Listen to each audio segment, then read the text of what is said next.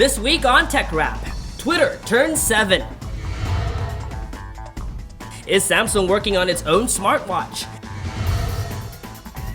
And the BlackBerry Z10 goes on sale in the Philippines. We take it for a spin and give you a hands-on review.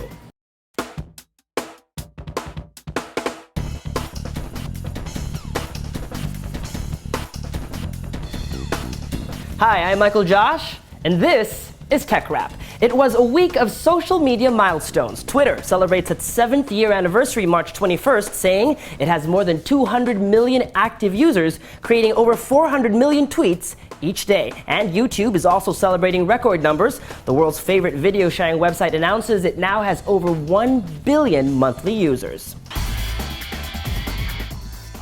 Rumors of an Apple iWatch have long been floating in the tech sphere, but the Cupertino-based tech company has yet to confirm these reports, leaving room for rival Samsung to step in this week and sweep the rug from under them. Speaking to Bloomberg, Samsung Vice President for Mobile Business Lee Young-hee says they have been preparing the watch for a long time now. He says, quote, "We are preparing products for the future, and the watch is definitely one of them." The Financial Times also reports Google might also be prepping a smartwatch, along with other wearable technology, including the soon-to-be-released Google Glass. Just over a month after its launch, TechRap App of the Week and my favorite iOS client, Mailbox, has already been acquired. The lucky buyer? Cloud storage firm Dropbox.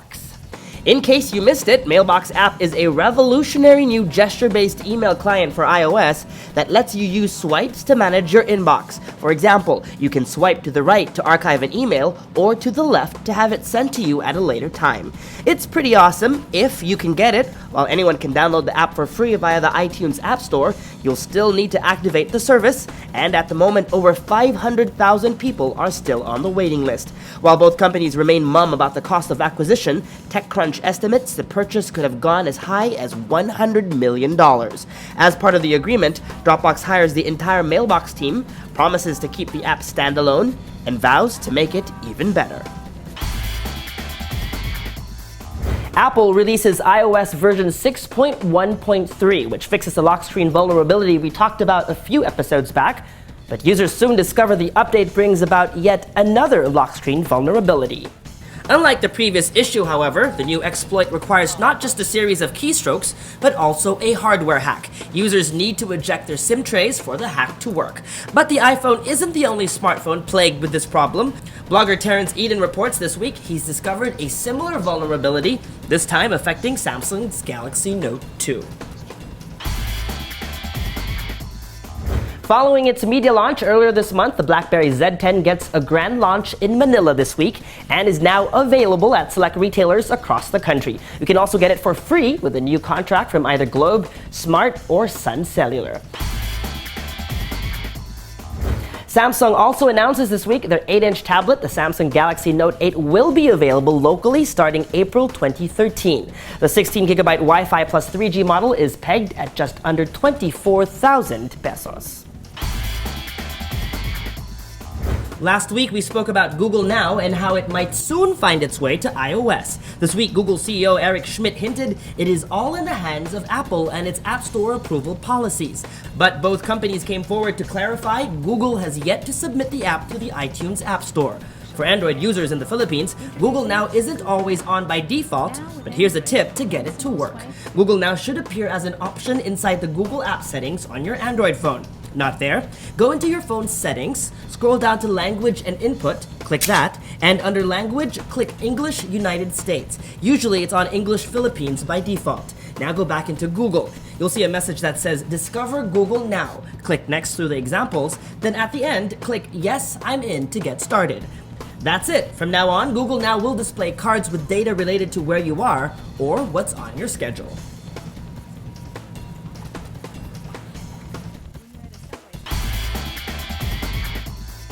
Much has changed in the world of smartphones over the last few years. The arrival of the iPhone ushered in the era of multi-touch, glass-based displays, and then Google's open platform Android did what Microsoft Windows did for PCs and brought similar devices to a wide range of manufacturers.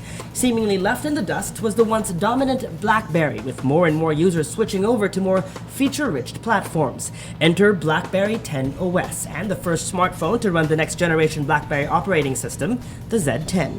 TechRap spent a week with the phone and sought out to answer two questions. What's the phone and the new OS like? And is it too late for BlackBerry? Let's first take a look at hardware. Overall, the device is reminiscent of the iPhone 5, just slightly larger. Both phones sport the same form factor and glass screens, but the Z10 distinguishes itself with a rubbery-like back. We like this a lot. The phone fits nice and comfy in our hands, and because of its rubbery texture, it felt secure, unlike the iPhone, which sometimes feels like it's going to slip through our hands. Specs-wise, the device is also similar to the iPhone 5, which is fine actually, but could be a bit problematic when you think about all the recently released flagship smartphones from manufacturers like Sony, HTC, and Samsung, which are all powered by quad-core processors, have 1080p displays, and better cameras. The new OS took a while to get used to. For example, the lack of back and home buttons was confusing, especially coming from iOS and Android. We loved BlackBerry Hub, the centralized messaging system that consolidates all your messages from social networks, email, SMS, and BBM in one place. Another thing we loved was the typing experience. Theoretically, there is nothing innovative here. Android phones both have predictive text and the ability to swipe through characters. But we like the feel of typing on the Z10's keyboard, one of the best typing experiences on a smartphone glass panel ever. One big challenge for BlackBerry Z10 is the availability of apps. This left us wanting. Good news is that since its launch, there are now over 100,000 apps on the BlackBerry store, but we're still hoping that some of our favorite apps like Instagram, Mailbox, and Google Drive become available soon. Overall, the app issue is the device's greatest challenge. Like Windows Phone 8, until we get our favorite apps on the BlackBerry Z10 platform, it's a pass for now. But if you're a loyal BlackBerry user, then the Z10 is a worthy smartphone that is leaps and bounds ahead of its predecessors. And that was TechRap. Next week, we will unbox and review Sony's latest flagship smartphone, the Xperia Z. For the latest news updates, don't forget, follow Rappler.com on Twitter, Facebook, and Instagram. And if you have any tech questions or requests about things you'd like covered or reviewed on the show, send me an email. It's techrap@rappler.com, or a message on Twitter using the hashtag TechRap. And if you enjoy watching TechRap and are watching it on YouTube, like the video below.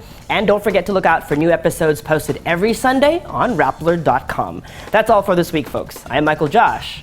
Thanks for dropping by.